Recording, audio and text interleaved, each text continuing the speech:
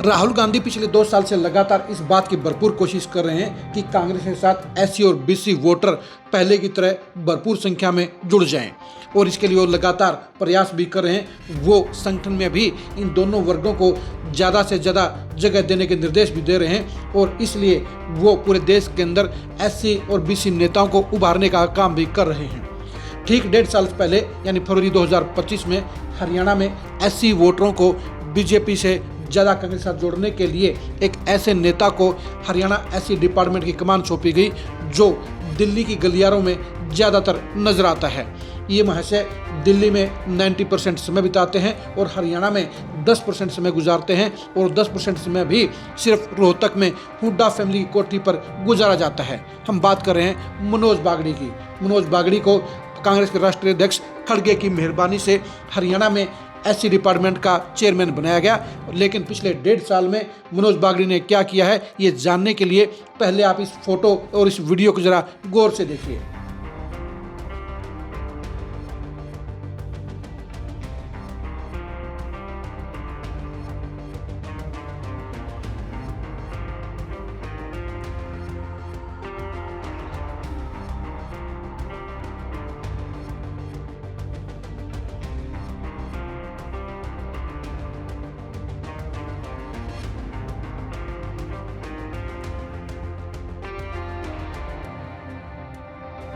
नमस्कार, मैं हूं कुलदीप सुरान। आज हम खरीक न्यूज में आपको बताएंगे हरियाणा कांग्रेस के एससी डिपार्टमेंट की उस हकीकत की जो राहुल गांधी की आंखें खोलने की काम करेगी और हरियाणा में एससी नेताओं की असली हकीकत से आपको वाकिफ कराने का काम करेगी।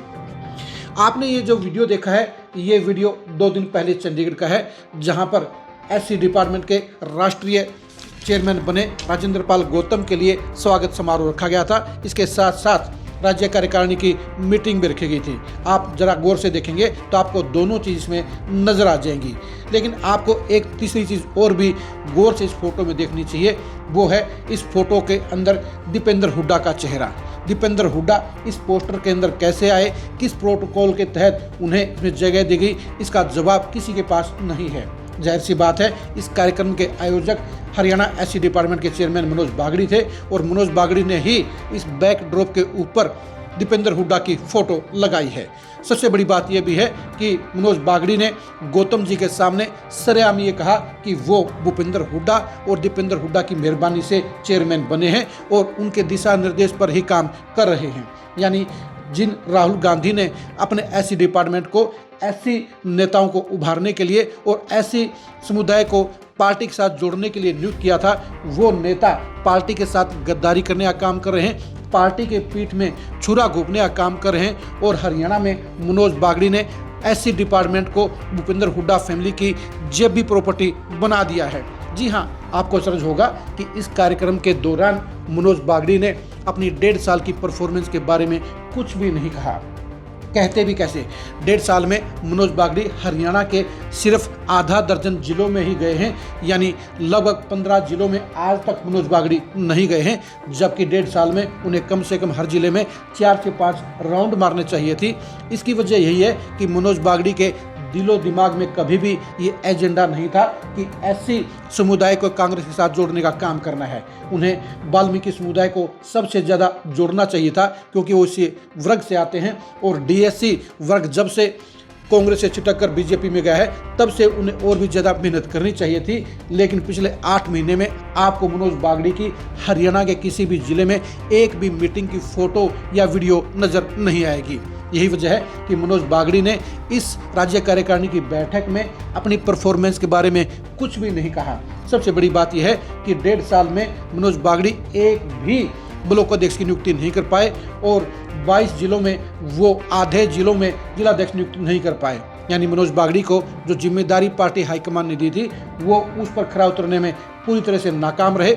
मनोज बागड़ी सिर्फ भूपेंद्र हुड्डा और दीपेंद्र हुड्डा की हाजिरी मारते हैं और वो रोहतक में उनकी कोठी पर आकर बैठ जाते हैं और वहीं से दिल्ली वापस चले जाते हैं। एक ऐसे नेता को कांग्रेस के एससी डिपार्टमेंट का चेयरमैन बनाया गया है जिसकी हरियाणा के अंदर कोई भी गतिविधि नहीं है। यही वजह है कि हरियाणा में एससी डिपार्टमेंट पूरी तरह से शर्मा गया है। इसका ना कोई ढांचा है ना कोई संगठन है। और इस बैठक में उससे भी खराब बात ये रही कि मनोज बागड़ी ने पार्टी के साथ जुड़े हुए दूसरे एससी नेताओं को बोलने का मौका नहीं दिया गया। मनोज बागड़ी ने जहां इस फंक्शन के अंदर नरेश सेलवाल को, शिषपाल केहरवाला को और रामकरण काला जैसे वर्तमान विधायकों को बुलाया, वहीं मंच पर आपको बलबीर वाल्मीकि, जयवीर वाल्मीकि, लहरी सिंह और प्रदीप नरवाल भी नजर आ जाएंगे। मंच पर आपको कांग्रेस के हरियाणा के सह प्रभारी जितेंद्र बघेल भी नजर आएंगे। उनकी मौजूदगी में ही मनोज बागड़ी ने जो तानाशाही रवैया अपनाया उसके बारे में कहना आसान है और आपको बताना भी जरूरी है। मनोज बागड़ी ने इस पूरी की पूरी बैठक में एक भी ऐसी डिपार्टमेंट के पदाधिकारी को बोलने का मौका नहीं दिया, इजाजत नहीं दी। वो सिर्फ वन मैन शो में लगे रहे, वो सिर्फ राजेंद्र पाल गौतम को खुश करने के प्रयास में लगे रहे, वो राजेंद्र पाल गौतम की आंखों में धूल झोंकने का काम करते रहे, क्योंकि अगर राजेंद्र पाल गौतम उनकी असलियत से वाकिफ हो गए तो उनकी कुर्सी चली जाएगी।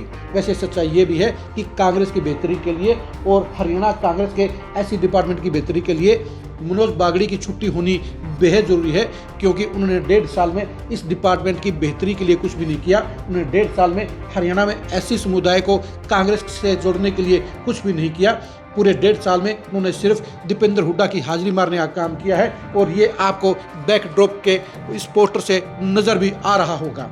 मनोज बागड़ी सिर्फ सुविधा की पॉलिटिक्स करते हैं, सिर्फ हुड्डा फैमिली को खुश करने की पॉलिटिक्स करते हैं और यही वजह है कि वो हरियाणा में ऐसी डिपार्टमेंट के लिए बोझ बन गए हैं।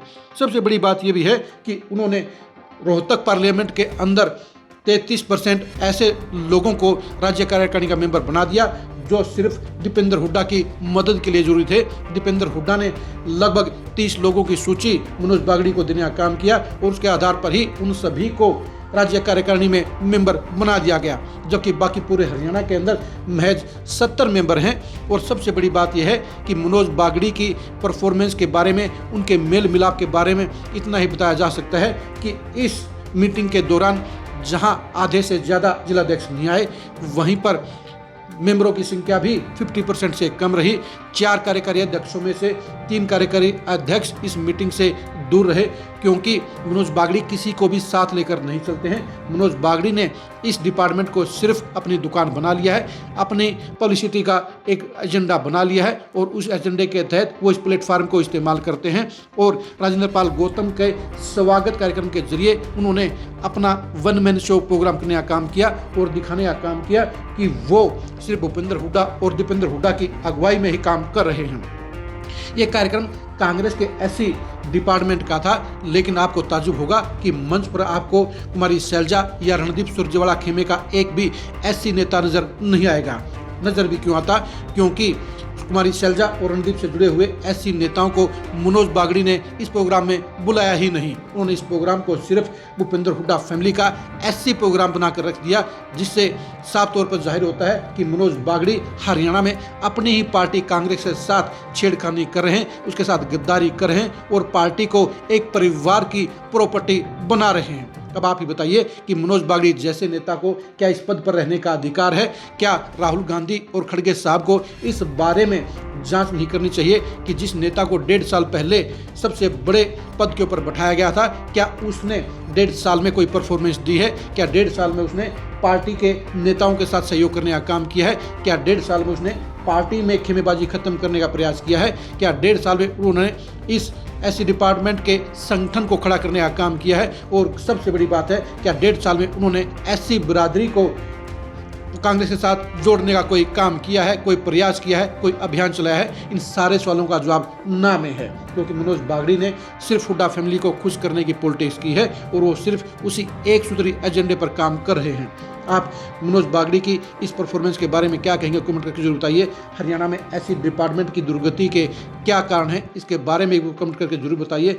हरियाणा में ऐसी डिपार्टमेंट की बेहतरी के लिए राहुल गांधी और खड़गे को क्या करना चाहिए, ये भी आप जरूर बताइए। आप हमारे फेसबुक पेज को फॉलो कीजिए, आप हमारे यूट्यूब चैनल को सब्सक्राइब कीजिए। नमस्कार।